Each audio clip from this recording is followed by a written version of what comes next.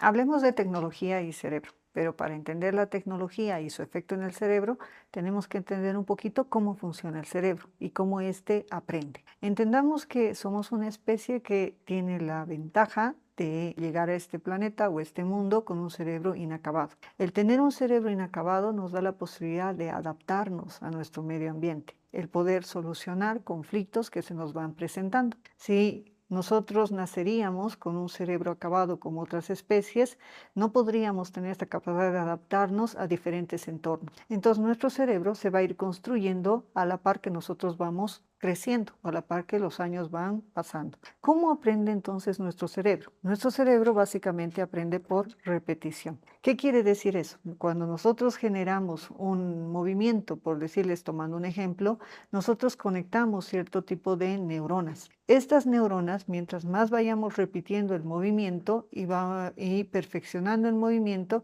estas neuronas van a ir incrementándose en número neuronal. Vamos a poner un ejemplo. Quiero que todos ustedes piensen en cómo aprende a comer un niño pequeño. Un niño pequeño tiene que ser capaz de entender que tiene que mover el brazo para coger la comida y esta comida la tiene que llevar a su boca. Pero si se ponen a pensar, el niño no sabe que existe su boca porque no la podemos ver. Él tiene que entender que hay un orificio en su cara en el cual tiene que vaciar la comida. Al principio este movimiento tiene muchísimos errores y es que aprendemos gracias al error y acierto. Entonces el niño va a ir modulando la fuerza del brazo, agarrando la comida, llevándola a su boca y muchas veces no va a llegar a depositar la comida en su boca. Este es como hacer un caminito de tierra, el que está empezando a generar un aprendizaje en nuestro cerebro. Cuando el niño vaya perfeccionando este acto, después va a empezar a trabajar con agarrar la cuchara, levantar la comida y llevarla a su boca, pero ya no va a llegar la boca a caerse en todo lado, sino va a llegar directo a la boca y la va a vaciar. Estos procesos se llaman praxias y es como empieza nuestro cerebro a aprender. Después vamos a aprender por imitación, también vamos a aprender el lenguaje. Vamos a tener que ver qué movimientos hace la persona para relacionarlos con los golpes de voz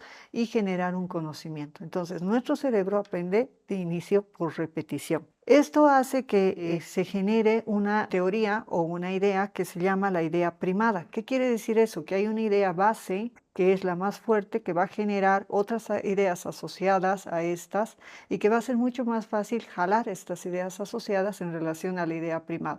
Para que me entiendan, al principio aprendemos a comer con una cuchara, después vamos a aprender a comer y especializarnos más utilizando un tenedor y un cuchillo. Vamos a ser tan capos después en esta actividad de comer que podemos incluso utilizar palitos chinos para poder comer, con una facilidad de coger los alimentos y no permitir que esto se caiga. Este proceso que estoy describiendo es como nuestro cerebro muy básicamente aprende. Este aprendizaje también está basado en una particularidad que tiene el cerebro, que es la neuroplasticidad. La neuroplasticidad es la capacidad que tiene nuestro cerebro de cambiar su estructura todo el tiempo. Bien, hay estudios que se han realizado que nos indican ahora que la estructura o el cambio estructural de un área de nuestro cerebro o alguna conexión neuronal o red neuronal puede darse incluso a las 2 horas de exposición frente a un estímulo nuevo. Se hizo un estudio hace poco tiempo de personas que eran videntes, es decir, que tienen la capacidad de ver y que por un tiempo determinado se les vendó los ojos. Entonces, estas personas se ha visto que cuando estaban con los ojos vendados y tenían que moverse en un determinado ambiente, después se hizo un estudio de su cerebro y se vio que al estar vendados los ojos, otras áreas de su cerebro como que expandieron su territorio para fortalecer las capacidades de esta persona de moverse sin utilizar los ojos. Este es un estudio muy bonito que nos demuestra que la neuroplasticidad está presente en nuestro cerebro y es mucho mayor durante la infancia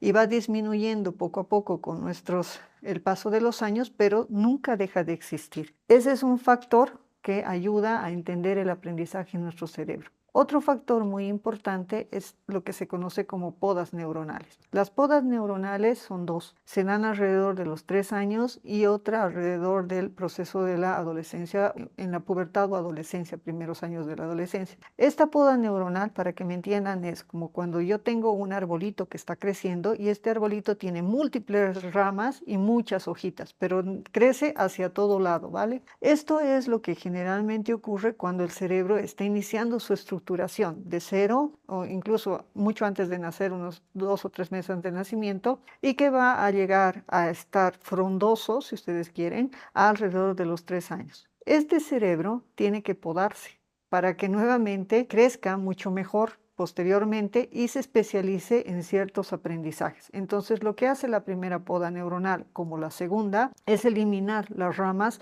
que son inservibles o que son redundantes. Entonces, el cerebro se va a ir especializando. ¿Por qué toda esta introducción? Porque tenemos que entender qué afecta o qué cambia el uso de la tecnología en esta estructuración del cerebro. Y para eso lo que vamos a ver, como ustedes están viendo en la presentación, es que vamos a tratar de explicar qué cambios produce a nivel de la conducta el uso de la tecnología.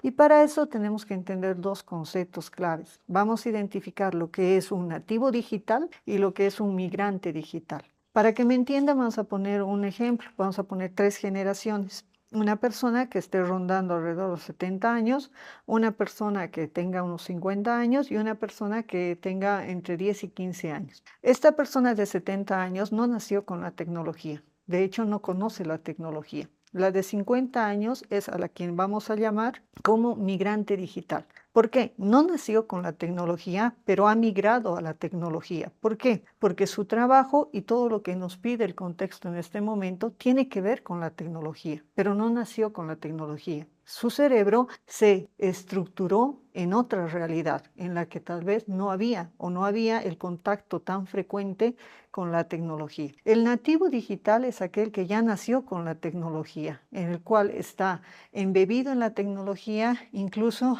a los pocos meses de vida. Hay un estudio muy interesante que ha demostrado que los niños pequeños menores de 1 año pueden llegar a estar expuestos a la tecnología en promedio de 2 horas al día, lo cual va a afectar la estructuración de la que les he hablado a nivel del cerebro, sí lo va a hacer. Bien, entonces, al hablar de migrante digital, estamos hablando de aquella persona que no nació con la tecnología, pero que migró hacia la parte digital. El nativo digital es aquel que nació con la tecnología y que intuitivamente puede manejar la tecnología. ¿Qué efectos va a tener a nivel del cerebro pensar en un nativo digital versus un migrante digital? El migrante digital, cuando empezó a estructurar su cerebro, su desarrollo fue lineal. Bien, nosotros, los migrantes digitales, cuando aprendimos o generamos estos aprendizajes o utilizábamos técnicas de estudio, por decirles, no teníamos la capacidad, como tienen los nativos digitales, de tener toda la información a la mano, que todo está en la nube.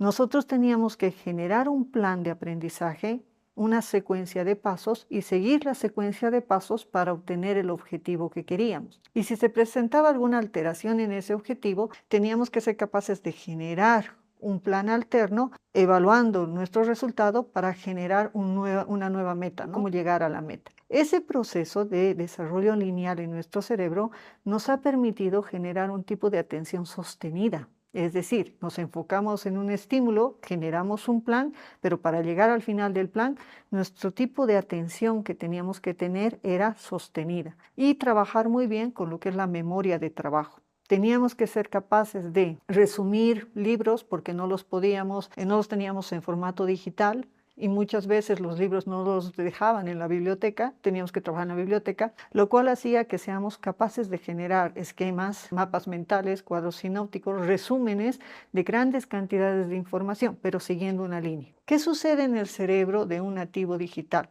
Ya no se desarrolla y se estructura de forma lineal. Lo que ellos hacen es un desarrollo de tipo radial. ¿Qué quiere decir eso? Son múltiples estímulos con los que tienen que trabajar al mismo tiempo. Hay un término que se llama multitarea. Las personas nativas digitales han entendido sus cerebros que hay procesos que ya no necesitan realizarlos como un migrante digital o alguien que no nació con tecnología. ¿Qué procesos son esos? Su atención está disminuida, sus procesos atencionales. ¿Por qué? Su cerebro entendió que ya no tiene que quedarse revisando una información por mucho tiempo porque puede consultar la misma información que está en la nube. Ya no tiene que leer un texto completo para buscar información porque simplemente puede poner palabras claves y la inteligencia artificial o el programa que esté utilizando va a sacar esa información del texto y se lo va a entregar de forma resumida. Sus procesos de memoria tampoco son necesarios como los que teníamos nosotros antes. Nosotros teníamos que acumular grandes cantidades de memoria, consolidar ese proceso, esa información, basándonos en un desarrollo del hipocampo, en tanto que los nativos digitales entienden que la información está en un clic, en un tic, y lo que hacen es buscar y googlear esa información, pero tampoco la tienen que guardar, ya no necesitan guardarla, lo que tienen que hacer es consultarla cuando la necesiten, lo cual ha hecho que estructuras dentro de su cerebro se vayan modificando. Esta estructuración que se da a nivel del cerebro va a afectar ciertas áreas en el cerebro, bien, que va a ir cambiando. No quiere decir que esté mal, no quiere decir que el nuevo cambio que se está generando en el cerebro produzca, digamos, alteraciones que sean como una patología. Lo que quiere decir es que este cerebro se está adaptando a una nueva realidad y esa realidad involucra a la tecnología. Si seguimos la pantalla vamos a ver qué problemas se puede dar a nivel del cerebro en un adolescente que esté expuesto a las pantallas por mucho tiempo. Hay un estudio que se ha publicado en la JAMA Pediatric que nos dice que los adolescentes en Estados Unidos tienen un promedio de exposición a las tecnologías de aproximadamente 8 horas al día. Piensen en estar conectados 8 horas al día en una inteligencia artificial o con la tecnología. ¿Eso tiene un efecto dentro de nuestro cerebro? Sí. Va a afectar los procesos que se ha dicho de atención, memoria, pero también va a afectar a otras actividades del cerebro o capacidades. Una de esas es la madurez del lóbulo frontal. El lóbulo frontal es el lóbulo ejecutivo, es el director, antiguamente se lo llamaba como el director de orquesta. Es el CEO de tu cerebro. Este lóbulo frontal, cuando madura, te permite tener buenas funciones ejecutivas. ¿Cuáles son esas funciones ejecutivas? Es la capacidad que tienes de identificar un estímulo, trabajar sobre ese estímulo, planificar una secuencia de pasos y de determinar una meta, evaluar cómo vas haciendo el camino, cambiar si es que las cosas no te están resultando como tú querías. Eso depende de la madurez del lóbulo frontal. Y para que tu lóbulo frontal madure, tiene que resolver problemas, tiene que verse con conflicto. ¿Y cómo resuelvo ese conflicto? Si todo lo tengo a la mano, si ya no se genera ese conflicto, si ya no necesito generar estos planes, si no necesito seguir una secuencia porque algo me va a recordar la secuencia, no necesito evaluar mi trabajo porque algo va a evaluar mi trabajo, no necesito pensar en otro plan porque algo va a generar un plan alterno por mí, todo este proceso no se va a dar a nivel de mi lóbulo frontal. Por lo tanto, va a haber una inmadurez a nivel de mi lóbulo frontal. Bien, ¿qué otra parte se va a alterar? Hay una reducción en la sustancia gris. La sustancia gris es el número de neuronas que contiene nuestro cerebro, con el cual está estructurado. Una disminución de neuronas implica una menor cantidad de células que puedan trabajar en determinada función. Entonces, ¿por qué se da esta reducción de la sustancia gris? Porque hay una ley en tu cerebro. Si eres valioso y funcionas, te quedas. Si no funcionas y no eres valioso, pues te reciclo o te elimino. Por lo tanto, va a haber una disminución a nivel de la sustancia gris, lo cual tiene una implicación en todo el proceso de aprendizaje. Tal vez la parte más dura a nivel de hablar de tecnología es cómo está afectando en los cerebros del adolescente en la parte del desarrollo social. El estar conectado a la tecnología, y deberíamos preguntarnos por qué los adolescentes o los adultos jóvenes les gusta estar en un mundo virtual.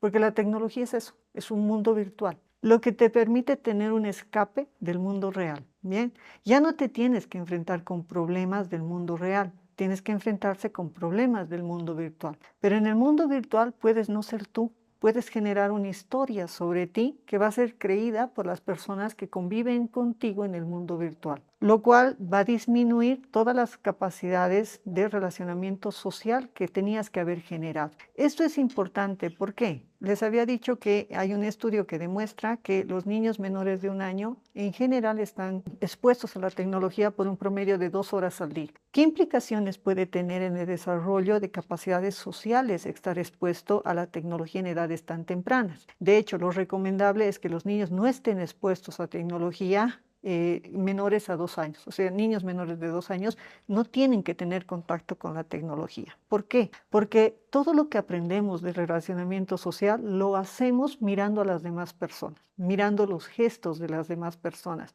escuchando el tono, escuchando el timbre, escuchando la inflexión de voz que hacen las demás personas que nos van a ayudar a regular o nos enseñan cómo regular las conductas y nuestras conductas y las de los demás. Si ponemos en una pantalla que es bidimensional, los niños van a ver más los estímulos que están alrededor, pero no van a prestar atención a lo que deben, que es el rostro de la persona. Les había dicho en un video anterior que los niños tienen fascinación por el rostro de las personas. ¿Por qué?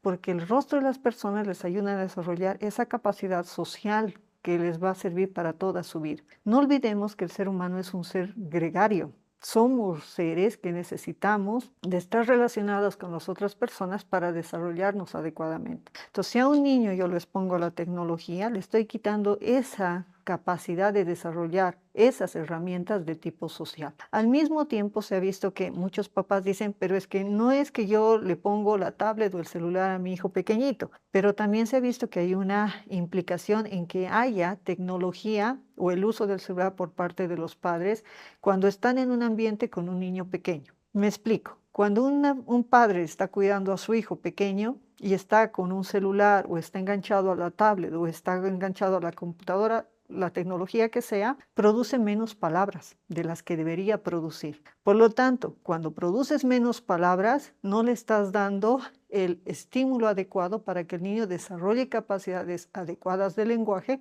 y también capacidades de relacionamiento social. Entonces, esto se va creciendo y van a ir creciendo a medida que vayan a ir aumentando de edad. Por lo tanto, vamos a tener cerebros de adolescentes que no tienen las herramientas necesarias para relacionarse socialmente. Pero, sin embargo, están adictos, y vamos a usar esa palabra entre comillas, a lo que son las redes sociales. ¿Por qué? Me permite evadirme del mundo real. Y al evadirme del mundo real, me permite no enfrentarme con decisiones que debería tomar en este mundo.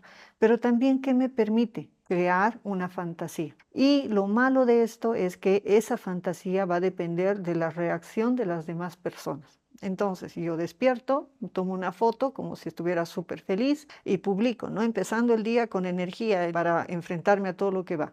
Pero inmediatamente apago el celular, empiezo con una cara real, que es tal vez muchos problemas, inconformidad o que no soy feliz en mi vida. Pero esa no es la realidad que muestro a los demás, no es una realidad con la que yo tenga que trabajar. La realidad con la que generalmente estas personas trabajan es la reacción que esa foto va a producir en las demás personas. Entonces, si mi foto que he puesto en mis redes sociales tiene muchos likes o muchas vistas o me etiquetan, es que yo socialmente estoy siendo aceptada. Así lo entiende mi cerebro. Bien, y voy perdiendo esas herramientas sociales tan necesarias. Al mismo tiempo, el crear este mundo virtual y perderme de esas capacidades, el relacionamiento social, de leer los gestos, de leer las posiciones de los cuerpos, ese lenguaje, digamos, que hay en las personas, esa disminución que yo tengo para interpretar todos esos signos, hace que cuando yo me meta en ese mundo virtual, sobrepiense bien en todo lo que he escrito.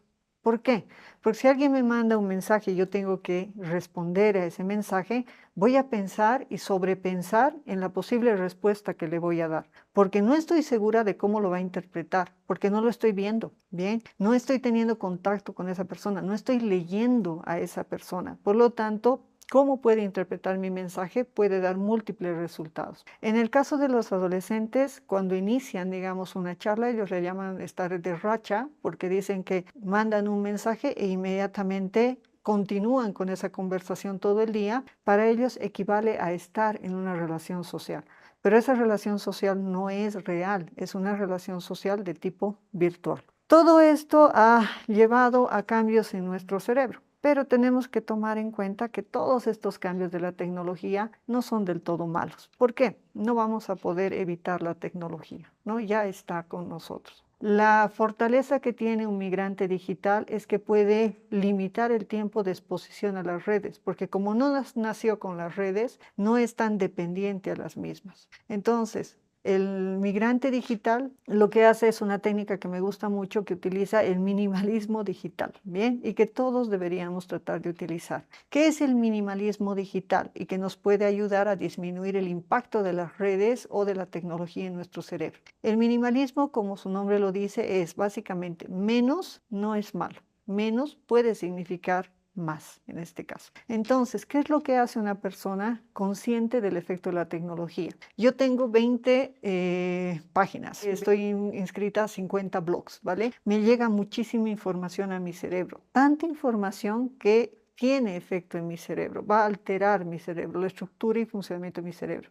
Entonces, un minimalista digital lo que se aconseja es que escoja de todos esos blogs, de todas esas cadenas a las que sigue, algunas que realmente sean buenas para él, que engloben toda la información que la persona necesita. En sus contactos disminuya aquellos que realmente sean importantes. Elimine los grupos, elimine todo aquello que sea superfluo en su vida. El eliminar la cantidad de información que recibimos, eso va a ayudar a nuestro cerebro a generar ese tipo de atención o desarrollo o estructuración lineal que nos va a permitir mejorar el proceso de atención. Es interesante saber, por ejemplo, que las personas que manejan esto de la tecnología, lo que ellos quieren es que tú permanezcas el mayor tiempo posible enganchado en la tecnología. Les voy a poner un ejemplo. Imaginen que ustedes tienen que hacer un trabajo que normalmente te tomaría 20 minutos el realizarlo. Tú ya tienes la información, solo tienes que estructurarla y son 20 minutos de estar conectado en la tecnología.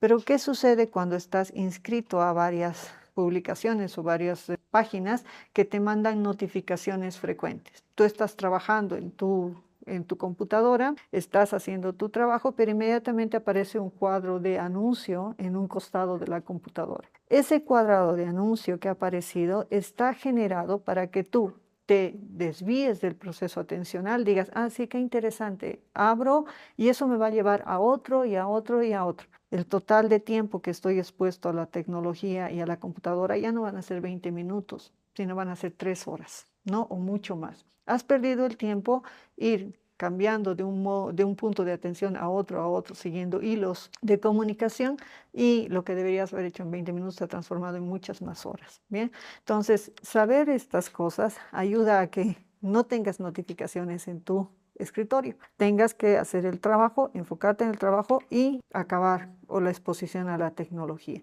Todo eso va a ayudar. ¿Por qué no todo es malo en la tecnología? Porque se ha visto que las personas que son nativos digitales, en diferencia a los migrantes digitales, es que tienen la opción de atender varios estímulos al mismo tiempo. Eso de tener múltiples pantallas abiertas en el ordenador, estar con música al mismo tiempo o estar con mi celular aquí trabajando en mi computadora y el celular me está dando TikTok o YouTube o información de mis redes sociales y yo estoy trabajando, genera la capacidad de que tu cerebro preste atención a varios estímulos al mismo tiempo. Eso de la multitasking no existe, es un mito, ¿bien? Pero lo que hace es que tu cerebro preste atención visual, pero estoy escuchando por vía auditiva. Entonces son dos canales para recibir información. Bien, esto es algo bueno porque como les he dicho en un video anterior, las personas pueden ver el bosque y no solo el árbol, generar mayor cantidad de respuestas, adaptarse, digamos, a toda esta tecnología. Hay un estudio que se ha realizado con las ondas teta. Las ondas teta son un tipo de onda cerebral que hace que tu cerebro se calme o se sincronice. Bien, se ha visto que cuando tú estás dentro de lo que es la tecnología, ingresas en ese momento a las ondas teta y las ondas teta que se dan en la red neuronal por defecto ayudan a consolidar mejor el aprendizaje. Esto no es un estudio que se ha realizado en ratas, pero se puede y se espera que en el futuro nos explique cómo se desarrolla o cómo puede beneficiar la tecnología a nuestro cerebro. Ustedes pueden dejar en los comentarios las dudas que tengan y nosotros vamos a ver la posibilidad de generar otro video con el mismo tema. En el caso de que surja una duda en específico, pueden agendar una consulta en el link de la descripción.